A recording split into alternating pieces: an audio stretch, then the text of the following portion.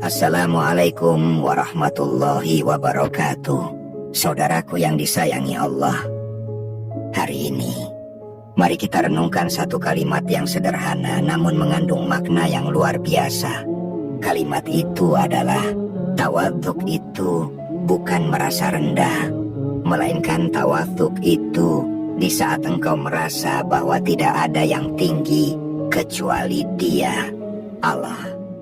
Kalimat ini sesungguhnya sebuah refleksi dari makom spiritual yang luhur, yang telah menjadi prinsip hidup para sufi dan ahli tasawuf dalam perjalanan menuju Allah.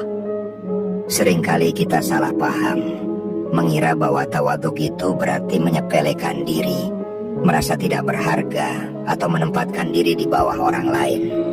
Padahal, hakikat tawaduk bukanlah pelecehan terhadap diri, melainkan penempatan diri secara tepat di hadapan kemuliaan Allah. Ulama seperti Imam Al-Ghazali menekankan bahwa tawaduk muncul dari ma'rifatullah, pengenalan yang hakiki terhadap Allah. Semakin dalam seseorang mengenal Allah, semakin ia menyadari betapa kecil dirinya di hadapan keagungannya, bukan karena rendah diri, tetapi karena kemuliaan dan kebesaran Allah yang tiada tara. Dalam perspektif tasawuf, khususnya dalam pandangan Ibnu Athaillah dalam Al-Hikam, disebutkan bahwa salah satu tanda tawaduk adalah ketika engkau tidak mencari pujian dari makhluk, karena engkau telah sibuk memandang keagungan Sang Khalik.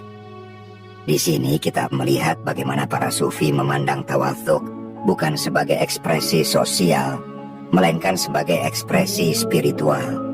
Sebuah kesadaran bahwa hanya Allah yang layak diagungkan, dan semua makhluk, termasuk diri kita, hanyalah hamba yang bergantung kepadanya. Tawaduk tidak menuntut kita untuk membiarkan harga diri diinjak, namun mengajarkan untuk tidak merasa lebih tinggi dari siapapun, sebab keutamaan dan kemuliaan hanyalah milik Allah. Syekh Abdul Qadir Al-Jailani rahimahullah berkata, "Jangan engkau lihat dirimu lebih baik dari orang kafir sekalipun, sebab mungkin di akhir hidupnya dia bertobat dan engkau tergelincir." Ungkapan ini menunjukkan bahwa tawaduk berkaitan erat dengan ketidaktahuan kita akan hakikat akhir seseorang, dan karenanya tidak pantas bagi siapapun untuk merasa lebih mulia dibanding makhluk lain. Dalam laku spiritual, tawaduk bukanlah titik awal, melainkan buah dari perjalanan panjang. Seseorang tidak bisa tawaduk secara tulus jika masih merasa dirinya memiliki ilmu, amal, harta, atau bahkan keistimewaan spiritual. Makom tawaduk hanya bisa dicapai ketika seseorang telah mengosongkan dirinya dari segala keakuan, dan hanya Allah yang ia lihat dalam segala sesuatu. Dalam keadaan ini, pujian tidak mengangkatnya, dan celaan tidak menjatuhkannya. Ia berdiri dengan tenang dalam kerendahan, karena yang ia lihat hanyalah keagungan Allah, bukan dirinya sendiri. Tawaduk semacam ini bukan kelemahan, melainkan kekuatan rohani. Ketika seseorang menyadari bahwa dirinya tidak memiliki daya dan kekuatan selain dengan pertolongan Allah, la haula wala quwata illa billah, maka saat itulah ia bebas dari dorongan ego, dari pencitraan, dari kebutuhan akan pengakuan. Ia hidup dalam keheningan, dalam penerimaan, dalam syukur yang tinggi.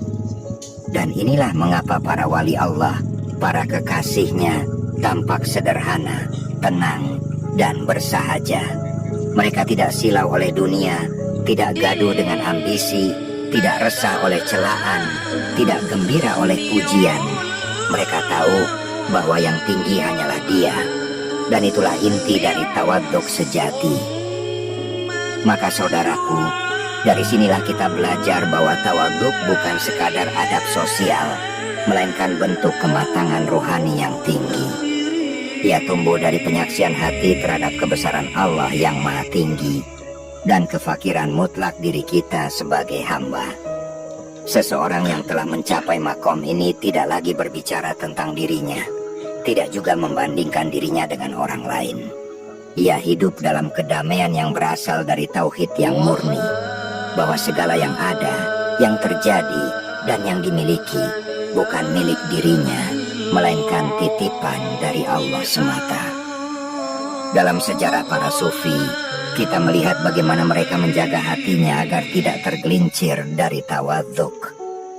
Robiah al-Adawiyah, seorang wali perempuan agung, pernah berdoa, "Ya Allah, jika aku menyembahmu karena takut neraka, maka bakarlah aku di dalamnya. Dan jika aku menyembahmu karena mengharap surga, maka jauhkanlah aku darinya. Tetapi jika aku menyembahmu karena cintamu semata, maka janganlah engkau palingkan wajahmu dariku." Disinilah letak puncak tawaduk, bukan hanya dalam sikap, tetapi dalam cinta yang melampaui kehendak dan keinginan pribadi. Begitu juga dengan Imam Junaid al-Baghdadi. Dia dikenal sebagai pemimpin para sufi, namun tetap hidup dalam kesederhanaan dan ketundukan. Ketika ditanya tentang tawaduk, ia menjawab, "Tawaduk adalah engkau tidak melihat dirimu memiliki sesuatu." Kalimat ini tampak sederhana, namun di dalamnya tersimpan makna yang tinggi, bahwa inti dari tawaduk adalah kosongnya jiwa dari rasa kepemilikan dan ego. Bila seseorang telah menyadari bahwa semua adalah milik Allah, maka tak ada lagi alasan untuk merasa lebih tinggi, tak ada ruang untuk merasa layak disanjung, dan tak ada motif untuk menuntut balasan. Semua itu lenyap dalam ketulusan seorang hamba yang sadar bahwa kemuliaan itu hanya milik Tuhan. Dan sungguh, hati yang dipenuhi kesadaran ini akan memancarkan ketenangan yang tidak dapat diganggu oleh riuh dunia. Saudaraku, mari kita ambil jeda sejenak dalam renungan ini. Betapa banyak dari kita yang sebenarnya mengira telah merendah, padahal hati kita masih mengharap dilihat rendah hati. Betapa sering kita merasa sudah zuhud, padahal masih menginginkan pengakuan atas kezuhudan itu. Disinilah pentingnya kita kembali merenungkan, tidak ada yang tinggi kecuali Allah. Saat prinsip ini benar-benar tertanam di dalam hati, maka barulah lahir tawaduk yang sejati, tawaduk yang bersumber dari rasa tunduk, dari rasa cukup dengan pandangan Allah, bukan dari kebutuhan akan pengakuan manusia. Dalam dunia tasawuf dikenal istilah fana, lenyapnya ego dalam kehadiran Allah. Tawaduk yang sejati hanya mungkin lahir dari hati yang telah melewati proses fana. Dalam keadaan ini, seseorang tidak lagi melihat dirinya sebagai pusat penilaian, melainkan ia akan larut dalam kesadaran bahwa segala sesuatu adalah milik dan ciptaan Allah. Ia tidak lagi bertindak karena ambisi, tetapi karena rasa patuh.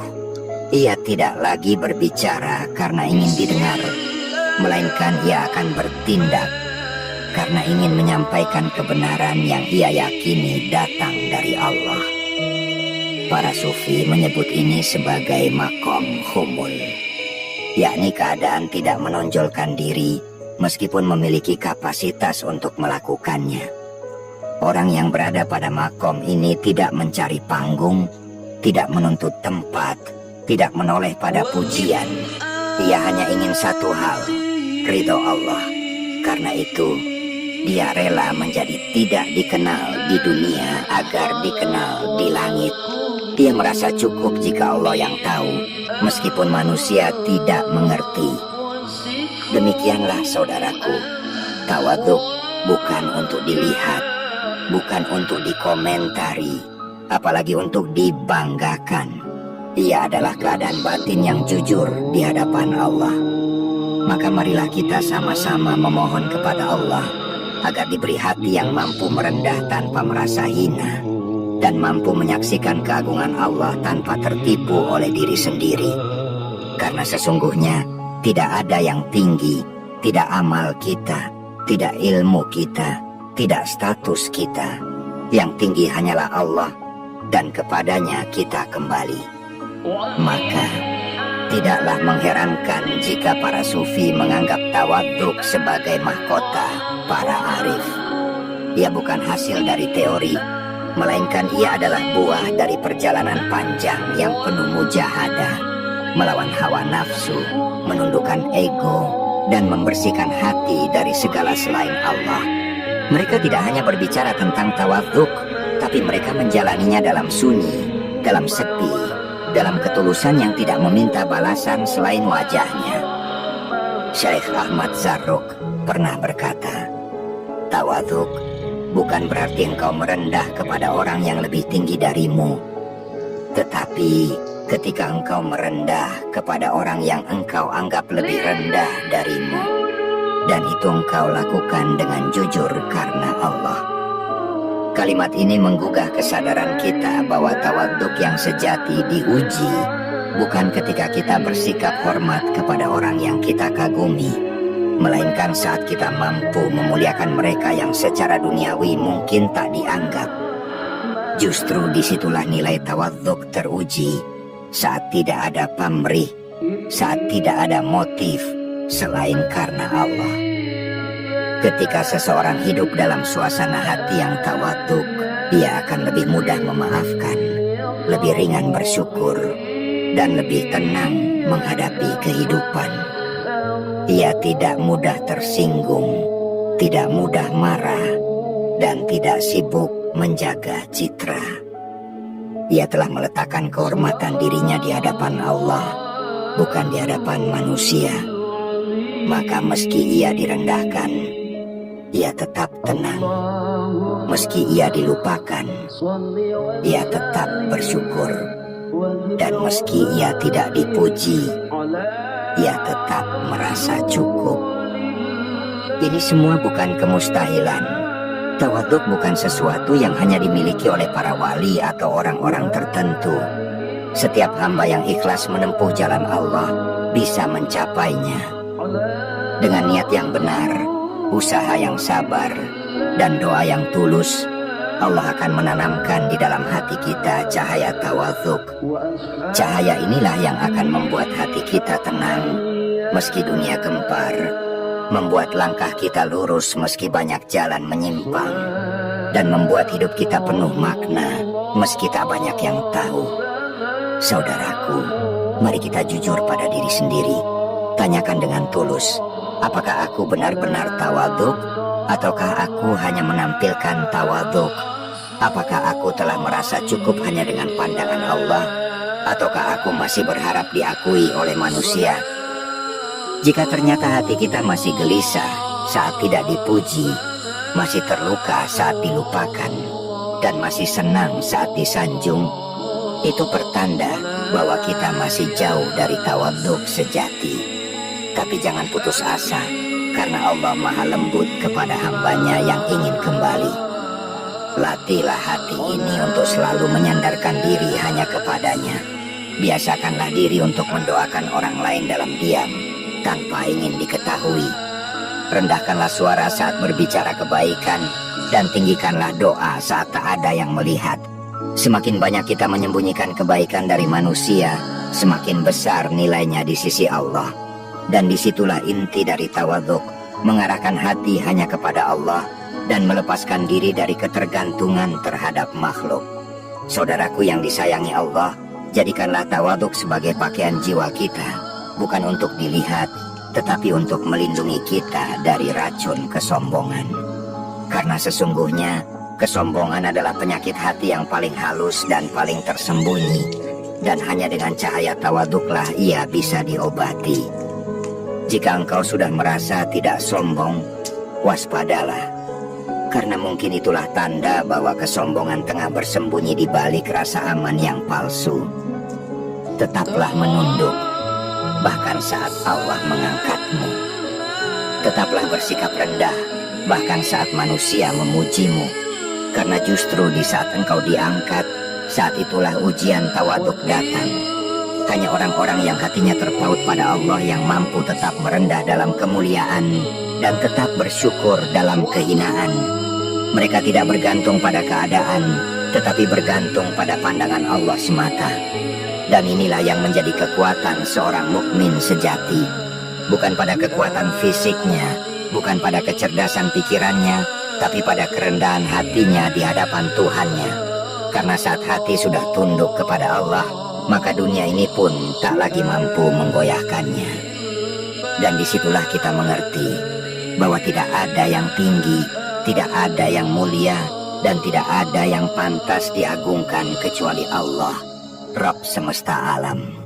Maka dari itu, wahai saudaraku, janganlah engkau merasa cukup hanya karena telah memahami makna tawaduk secara lisan. Karena hakikatnya, tawaduk bukan terletak pada apa yang kita ucapkan, melainkan apa yang tersembunyi di balik diamnya hati kita. Tawaduk bukan tentang bagaimana kita terlihat di mata orang lain, melainkan bagaimana kita menilai diri kita sendiri di hadapan Allah. Dan yang paling penting, bagaimana Allah menilai kita di balik segala amal, kata, dan prasangka. Betapa banyak orang yang tampak sederhana, namun hatinya penuh dengan keangkuhan tersembunyi. Dan betapa banyak pula orang yang terlihat mulia, namun hatinya amat rendah di hadapan Rabb-Nya. Maka jangan tertipu oleh rupa, jangan juga tertipu oleh gaya bicara. Yang penting adalah jujurnya hati dan bersihnya niat. Karena Allah tidak melihat rupa dan harta kita, tapi melihat hati dan amal kita. Dan hati yang bersih itu akan selalu condong kepada tawaduk, sebagaimana air yang mengalir ke tempat yang rendah. Saudaraku, tawaduk adalah jalan sunyi, tetapi ia penuh dengan cahaya. Tidak banyak yang menempuhnya, karena ia menuntut pengorbanan ego. Namun siapa yang bersedia melepaskan genggaman dirinya, akan diberi oleh Allah kelapangan yang tidak diberikan kepada orang yang mempertahankan keakuannya. Sebab Allah tidak akan menempatkan cahayanya di hati yang dipenuhi oleh rasa kepemilikan dan keakuan. Hanya hati yang lapang, bersih, dan kosong dari selainnya yang mampu menjadi tempat bagi cahayanya bersemayam. Ingatlah, setiap kali engkau merasa lebih baik dari orang lain, maka di saat itu engkau telah kehilangan satu sisi dari tawaduk.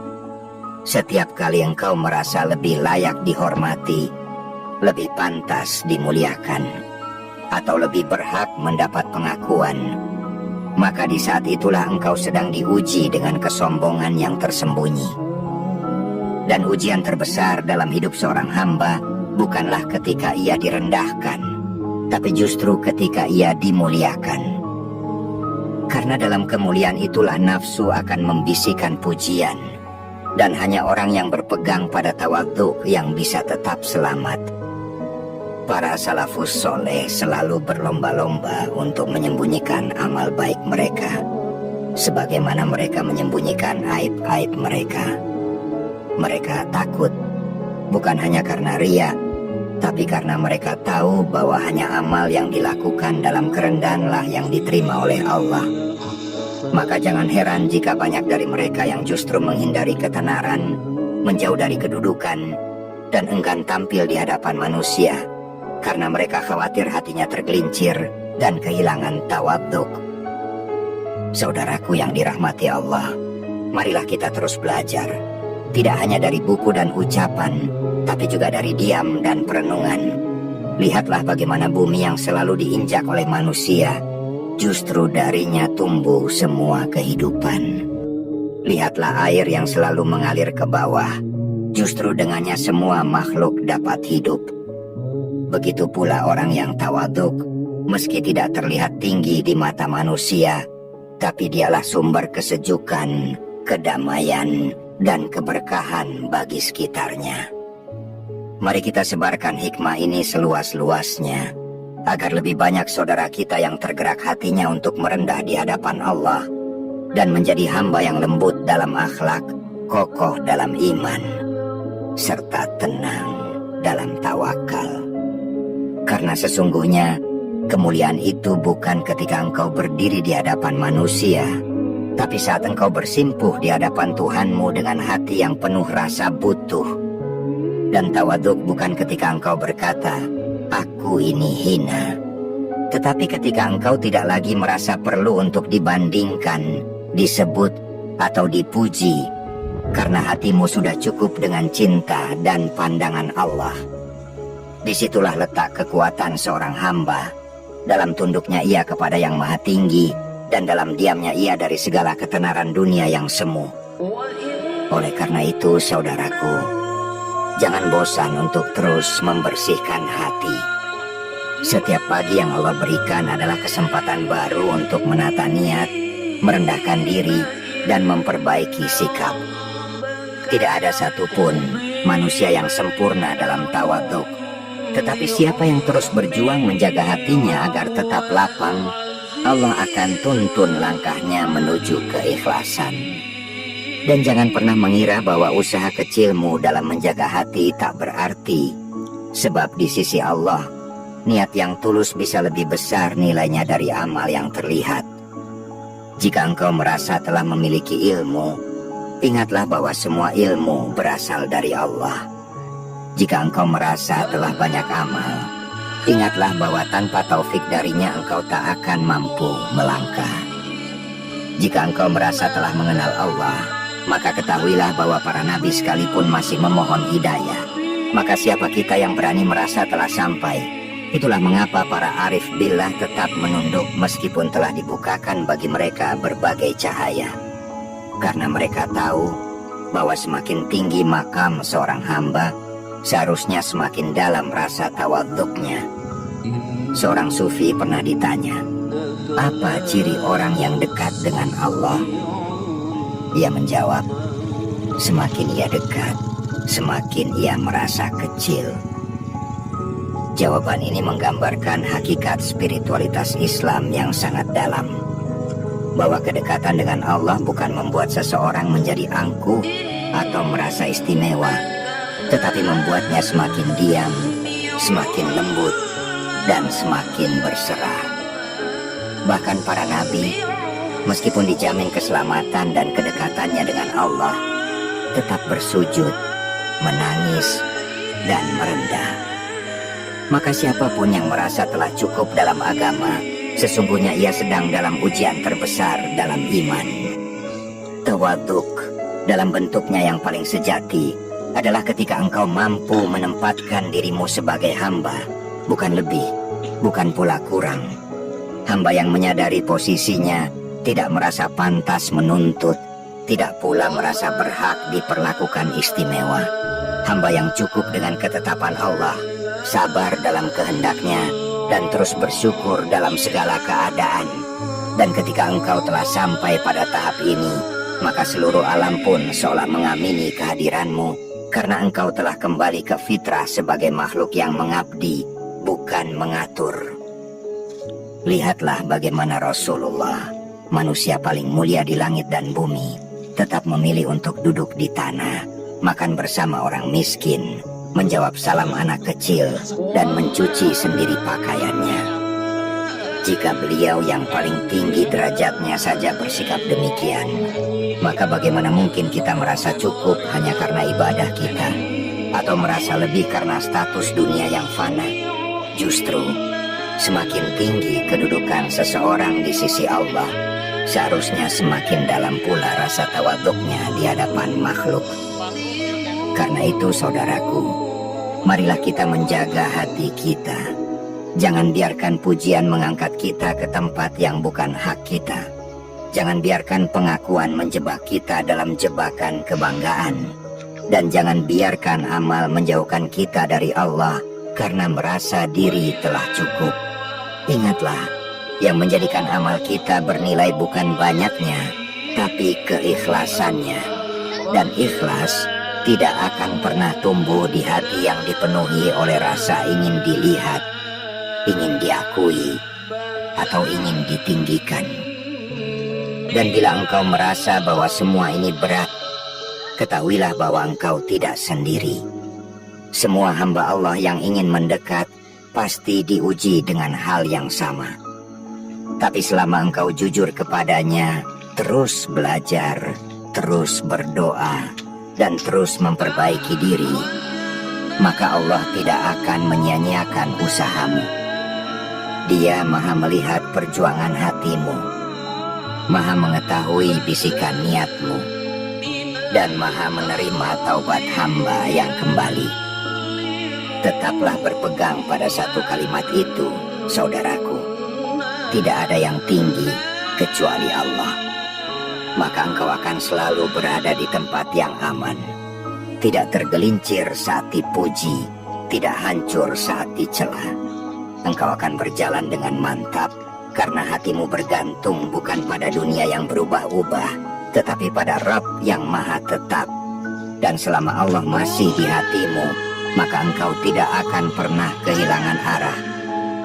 Dan inilah saudaraku, jalan para kekasih Allah, jalan sunyi yang dipenuhi oleh cahaya tawaduk.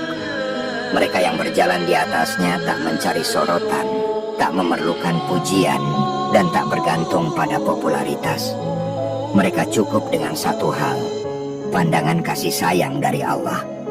Karena itulah mereka bisa sabar dalam keterasingan, ikhlas dalam pengorbanan, dan teguh dalam pengabdian. Hati mereka senantiasa terhubung dengan langit, walau kaki mereka menapak di bumi. Tawaduk bukanlah slogan, bukan pula simbol. Ia adalah wujud dari kesejatian iman. Ia adalah wajah batin seorang hamba yang benar-benar menyadari siapa dirinya, dari mana ia berasal, dan kepada siapa ia akan kembali. Maka selama hati ini masih bergetar ketika mendengar nama Allah, selama jiwa ini masih ingin dibimbing oleh cahaya wahyu, dan selama roh ini masih rindu untuk bersujud, maka pintu tawaduk masih terbuka bagi kita semua. Jangan menunggu sempurna untuk bersikap tawaduk, karena justru tawaduk itulah yang akan menyempurnakan kita. Jangan menunda untuk merendahkan hati, karena di sanalah Allah tempatkan rahmat dan pertolongannya. Dan jangan pernah takut kehilangan pujian manusia, karena selama kita jujur kepada Allah, maka segala sesuatu akan kembali kepada kita dengan cara yang lebih indah, lebih mulia, dan lebih kekal. Saudaraku, marilah kita akhiri renungan ini dengan satu tekad, bahwa mulai hari ini, kita akan belajar untuk menundukkan hati lebih dalam, menenangkan jiwa lebih hening, dan menyucikan niat lebih jernih. Kita akan menapaki hari-hari kita dengan langkah orang yang tahu bahwa hidup ini bukan tentang siapa yang paling tinggi, tetapi siapa yang paling tunduk kepada yang maha tinggi. Dan sebelum kita berpisah, izinkan kami memohon dukungan dari Anda semua. Jika apa yang kami sampaikan hari ini memberi manfaat, menambah ketenangan, atau menggerakkan hati Anda untuk lebih dekat kepada Allah, maka mohon bantu kami untuk terus menyebarkan cahaya ini. Tekan tombol suka, berlangganan, subscribe, dan jangan lupa bagikan video ini kepada orang-orang terdekat Anda. Tinggalkan komentar Anda di bawah agar kami tahu bahwa Anda bersama kami dalam perjalanan rohani ini. Semoga Allah limpahkan kepada kita semua hati yang tawaduk, amal yang diterima, dan hidup yang diridhai. Wassalamualaikum warahmatullahi wabarakatuh.